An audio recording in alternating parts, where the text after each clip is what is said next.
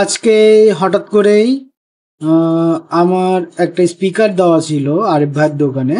তো আরিফ ভাইয়ের দোকানে চলে আসলাম যে স্পিকারটার কি অবস্থা। 2 দিন হয়ে যাচ্ছে, তাও স্পিকারটা আমি পাচ্ছি না। তো তারপরে উনি জানালেন যে স্পিকারের তো একটা সার্কিট নষ্ট হয়ে গিয়েছে। তো সার্কিটটা আবার লাগিয়ে দেখি অন্য একটি সার্কিটে হয় কিনা। যদি না হয়, তো লাগিয়েছিল বলে তারপরেও স্পিকারটা ঠিক হয় নাই, বাজতেছে না ঠিক মতো। তো বলতেছে যেটা নষ্ট হয়ে যে সার্কিটটা নষ্ট হয়ে গেছে ওইটাই দেখা যাক, মডিফাই করে কিছু করা যায় কি। তো আমি আবার এই সুযোগেই ওনার একটি টিভি সারতেছিল। তো এই টিভিটি আমি ভিডিও করতেছি।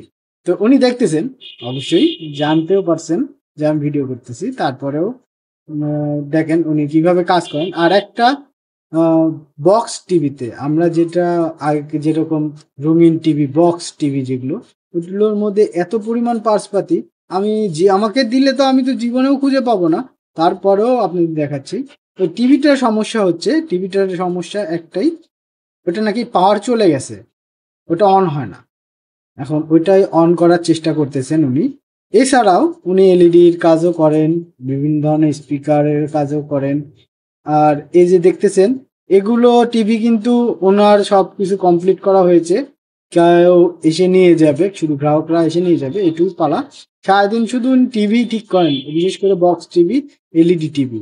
তো যাদের যাদের প্রয়োজন আমি তাদেরকে বলবো আপনারা অবশ্যই আপনাদের বক্স টিভিগুলো যদি নষ্ট থাকে তাহলে ওটা ইজিলি সারিয়ে নিতে পারেন খুব কম খরচে আরিফ ভাইয়ের এখান থেকে।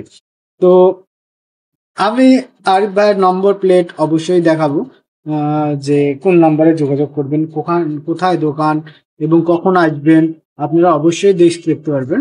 তো আমি একটু মনোযোগ সহকারে দেখলাম, একটু বিশ্লেষণ করার চেষ্টা করলাম যে টিভিটি ভিতরে এত পার্টস পাতি কোনটার কি কাজ। আসলে আমার মতো মানে নতুন, একদম নতুন এরকম মাদারবোর্ড, এটাকে বলা হয় মাদারবোর্ড, টিভির মাদারবোর্ড। মাদারবোর্ডটি দেখা আসলেই মানে খুবই, কি বলবো যে খুবই আসলে সৌভাগ্যবান, কারণ সবাই মাদারবোর্ড দেখতে পায় না। আর আমরা তো টিভি সচরাচর খুলিও না, কারণ আমরা টেকনিশিয়ানও নয়। তো এই টেকনিশিয়ান কিন্তু অত্যাধিক ভালো, আর খুব কম খরচে ইনি টিভি সারেন।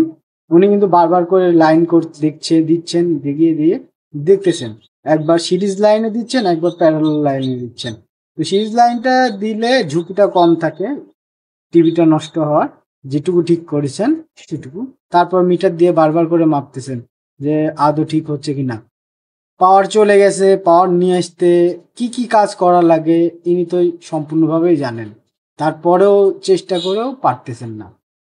তো দেখা যাক শেষ পর্যন্ত কি হয়। তো আমি ওইখানে অনেকক্ষণ দাঁড়িয়েছিলাম, দাঁড়িয়ে থাকার পরেও দেখলাম যে উনি কাজে ব্যস্ত। তো ওনাকে ডিস্টার্ব না করে অবশেষে আমি একটু বাইরে আসলাম, একটু আপনাদেরকে আরিফ ভাইয়ের নেম প্লেটটা দেখানোর জন্য। এই যে সেই নেম প্লেট, যেই প্লেটে লেখা আছে সব সার্ভিসিং করা হয় এবং ওনার মোবাইল নাম্বার, কি কি ধরনের কি কি জিনিস সার্ভিস করা হয় সেগুলোও কিন্তু দেওয়া হচ্ছে।